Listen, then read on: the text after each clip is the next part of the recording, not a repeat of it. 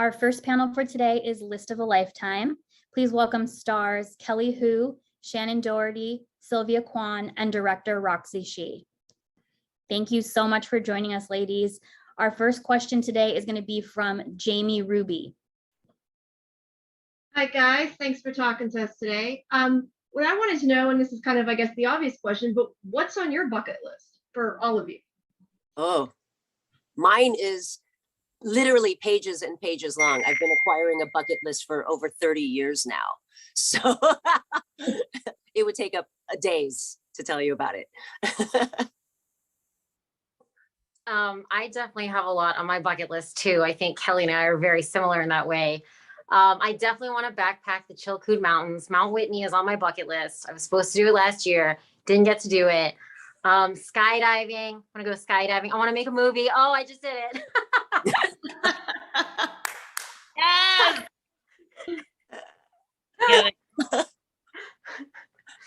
Yeah.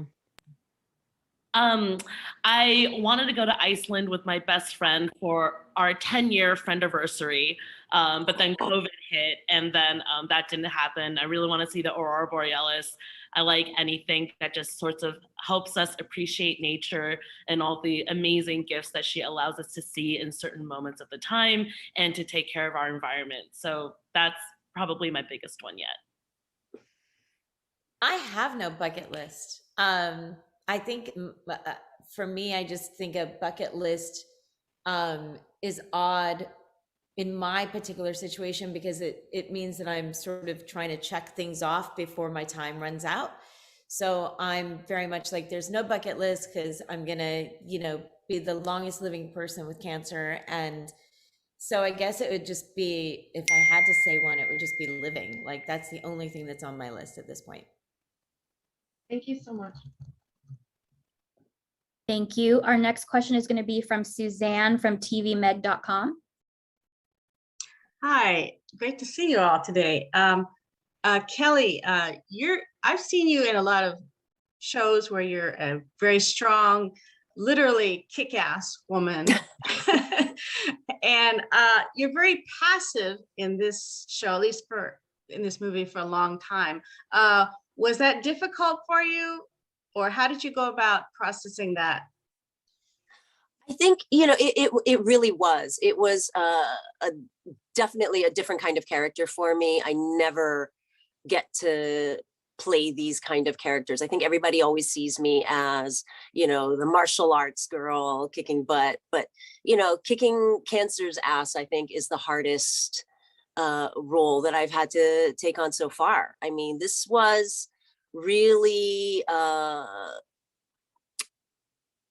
it was a role that I had the most difficulty preparing for, and it had the biggest payoff at the end. It was absolutely amazing, and so thankful to be able to do something like this. All right, thank you. Thank you. Our next question is from Jamie Steinberg.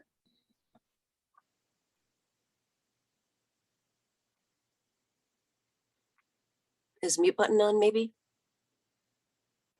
Oh, excuse me about that. No Such worries. a pleasure to speak with all of you. Shannen, this was such a labor of love and a personal story, actually probably close to your heart since you did have breast cancer. Were there any emotional moments for you while you were advising the stars or maybe when you were behind the camera? Well, first, Roxy was our wonderful, amazing director and leader for List of a Lifetime. And I didn't have to give anybody advice because between Roxy and these beautiful ladies who did such an amazing job with their own preparation process, they knew their characters, they knew the story, they did cancer proud because they did all their due diligence. I had the easiest job. I got to show up for 4 days and be a part of their world. So I did nothing. They did everything. Shannen, you showed up. Oh my God, you were amazing. Thank you. And we all showed up. And honestly, it's for me, this was truly like an unbelievable pleasure to be a part of, and I was blown away every second that I got to work with these amazing ladies. Thank you, Shannon. Love you. Mhm, mhm. Yes, we love you.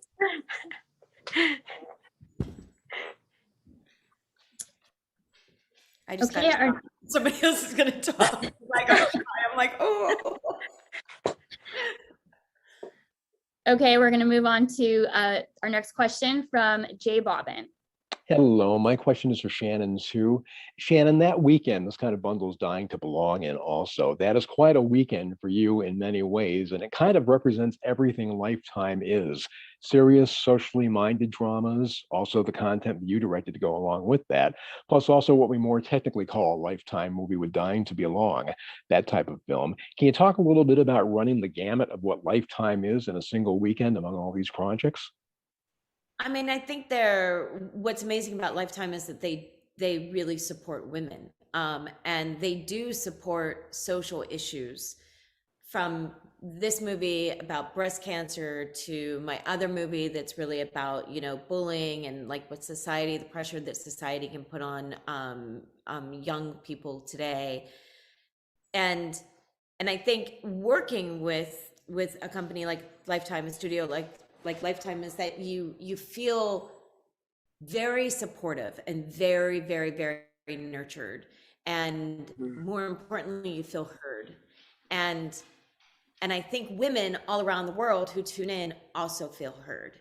It's their movies connect with people at the end of the day. I had no idea I was doing 2 Lifetime movies. And I'm really honored that they both ended up on Lifetime. I couldn't be more thrilled to be a part of this family. Also, if I could do a follow-up with List of a Lifetime, the content that you directed following it, did those kind of come hand in hand, or did your directing come about once you started filming List of a Lifetime? Were they both originated at the same time? No, so the special content, it was sort of broached to me later if I would want to direct it, and the response was absolutely, as long as, you know, this amazing group of women are comfortable with me directing them. And they were amazing. Every single one was easy to direct. Even Roxy, my director. I'm so awkward. She took direction perfectly. It was amazing.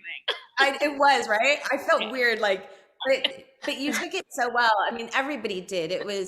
It was one day, and as I posted on my Instagram, I was like, this is like one of the best days of my life. And it really was. I just had such a good time. And everybody made it very easy because they're all pros. Thank you. I just have to say, before anybody else talks, that this was such a sisterhood. Like, Yeah. seriously, this project was really the best project I have ever been on. Everyone was absolutely amazing. And the sisterhood, the bonding that happened during this project was like no other project that I've ever worked on. Seriously. I agree. Yeah. I agree. And Mhm. we're missing our other, you know, we're missing Autumn, our producer, who, And Patricia. you know, just she's Yeah. not, and Patricia, like, yeah, I agree with you. I've worked on obviously a lot of projects, and this is probably one of my favorites because it was just a big bonding. And you guys welcomed me in because I came a little later. It was pretty fantastic. A phenomenal cast, phenomenal crew. Our director was okay. Step up. Best. The love fest between us, and we forget that there's other people in the room. Right. I know. Sorry. We have a question over here for Roxy. Roxy, did you feel it was important to have strong APPI representation behind the camera for this movie? 100%. I feel like the rise in inclusive storytelling that has been happening over the past few years, as well as a rise of female stories being authentically represented by female filmmakers, is just such a game-changing sort of movement that's happened for all of us. But not only is that important, it's like we see the shift happening behind the scenes as well. Just because it's happening in one aspect doesn't mean that it shouldn't be happening in all aspects as well. So there, you know, I think with this one, I think everybody on here can also say as well, it was important to me that I had inclusive, diverse key crew, also women and queer people of color. It just, you know, it was really just these are all my friends also. So I think that's what made it like really comfortable, just because it's a safe space for me to feel supported on, you know, on a schedule like this. But in all essence, I think that change does need to happen in our industry, and it's happening by that happening as well. So I just think what if one person starts doing it, if it's just that one decision, it allows more space at the table rather than fighting for that one seat. Thank you so much. Thank you. Our next question is from Makisha Madden Toby. Hi, ladies. Thanks so much for making the time to talk to us. Okay, I have to ask this. This is a nerd out NCIS moment. Did Kelly and Sylvia, did you bond over the NCIS connection? Wait, we have an NCIS connection? Yeah, I think we were both on NCIS before. Oh, wow. You didn't Were know? you a victim too? So funny. So funny. Oh, wait, I've done a couple of NCIS. I wasn't always a victim. Yeah. You weren't always a victim. I think I might have shot someone. Oh my, that is hilarious. That's really funny. And a serious question, to piggyback on what Roxy said, it was just really great to see women of color in front of and behind the camera. Can you talk about that and just sort of I'm hoping this is the upward trend that keeps happening. It was just great to see your story. Absolutely. I definitely think, you know, as more stories get told, especially with Shang-Chi coming out, which was amazing. Like, I love so hot. seeing- Yeah. Huh? Sorry, go. I was like, what?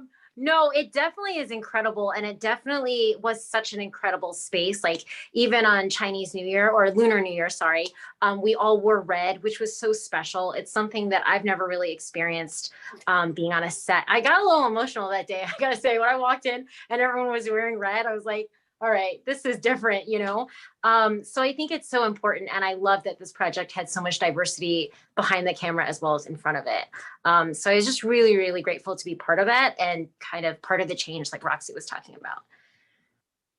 And this, I have to say, this was Sylvia's first film, and we kept teasing her, like, don't get used to this because it doesn't happen like this. Like, you know, being on set with this kind of love and sisterhood and positivity was so unique. But hopefully there will be more like that. You know, maybe hopefully Hollywood will be changing and there will be more projects like this where people can come together and really bond the way we did. I hope so too. Thanks, ladies. Thank you so much. Our next question is from Luanne Lee.